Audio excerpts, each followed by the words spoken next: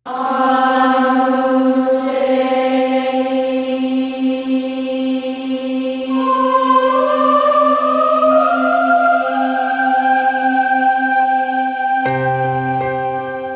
സ്നേഹമുള്ളവരെ, എല്ലാവർക്കും ഒരു പുതിയ പ്രഭാതത്തിൻ്റെ എല്ലാ ആശംസകളും സ്നേഹത്തോടെ നേരുകയാണ്.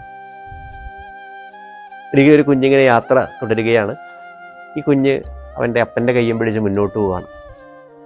രാത്രിയുടെ യാമങ്ങളായി ഈ കുഞ്ഞ് ഈ അപ്പൻ്റെ കയ്യും പിടിച്ച് മുന്നോട്ട് പോവുകയാണ്. അപ്പൻ പതിയെ കുഞ്ഞിനോട് ചോദിച്ചു, മകനെ, രാത്രിയായി, നിനക്ക് പേടിയൊന്നുമില്ലേ? അവൻ പറഞ്ഞു, ഞാനെന്തിനാ പേടിക്കണ്ടേ? എൻ്റെ അപ്പൻ്റെ കൈ ഇങ്ങനെ ശക്തമായിട്ട് ഈ ചൂടെൻ്റെ കയ്യിലുള്ളിടത്തോളം കാലം എനിക്കൊന്നിനെയും പേടിക്കാനില്ല. ഏത് അപകടം വന്നാലും ഈ കരവെന്നെ ചേർത്ത് പിടിക്കുമെന്ന് എനിക്ക് ഉറപ്പുണ്ട്. ശരിക്കും ഇതാണ് ആത്മീയത. എൻ്റെ അപ്പൻ സ്വർഗത്തിലിരുന്ന് എൻ്റെ കൈ ചേർത്ത് പിടിച്ചിട്ടുണ്ടെന്നുള്ള ഉറപ്പാണ് ശരിക്കുള്ള ആത്മീയത. അതുകൊണ്ടാണ് സുവിശേഷത്തിൽ പറയുന്നത് എന്നത്, നീ എന്ത് ഭക്ഷിക്കുമെന്നോ എന്ത് പാനം ചെയ്യുമെന്നോ ഒന്നും നീ പേടിക്കേണ്ട, ദൈവം നിനക്ക് തരുമല്ല. യഹോവ ഇരേ. ഇതൊരു വിശ്വാസമാണ്. അബ്രഹത്തിൻ്റെ കാലം തൊട്ട് ഇന്ന് വരെ ആത്മീയ ജീവിതത്തിൽ നടക്കുന്നവന് ഏറ്റവും ആദ്യം വേണ്ട വിശ്വാസം യഹോവ ഇരേ. ദൈവം നിനക്ക് തരും. ദൈവം എനിക്ക് കരുതി വെച്ചിട്ടുണ്ട്. എല്ലാത്തിനും മതിയായവനാണ്. എൻ്റെ നിക്ഷേപം എൻ്റെ ദൈവത്തിലാണ്. എനിക്ക് ആവശ്യമുള്ളത് എന്തോ ഞാൻ ആഗ്രഹിക്കുന്നതിനും അപ്പുറത്ത് ദൈവം തരും എന്നുള്ള വിശ്വാസം.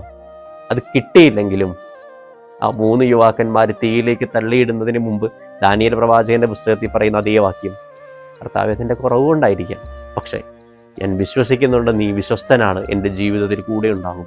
ഈ വിശ്വാസം ഞാൻ ഏറ്റു പറയുന്നിടത്ത് 4-മനായി കർത്താവ് കൂടെ ഉണ്ടാകും. ഉറപ്പാണ്. ആ ഉറപ്പുള്ള വിശ്വാസം ഇന്ന് എൻ്റെ ജീവിതത്തിൽ ആഴത്തിൽ ബോധ്യപ്പെടേണ്ട ഒരു ദിവസമാവട്ടെ. ആ വിശ്വാസത്തിലേക്ക് യഹോവ ഇരേ, ദൈവം എനിക്ക് തരും എന്ന ഉറപ്പ് നമ്മുടെ ഹൃദയത്തിൽ കോറിയിടാൻ കഴിയട്ടെ. അല്ലെങ്കിൽ ഒരു അല്പം പോലും ഒരു സംശയത്തിൻ്റെ ലാഞ്ചന പോലും ഇല്ലാതെ ഹൃദയത്തിൽ കോറിയിട്ടെ. ദൈവം തരും.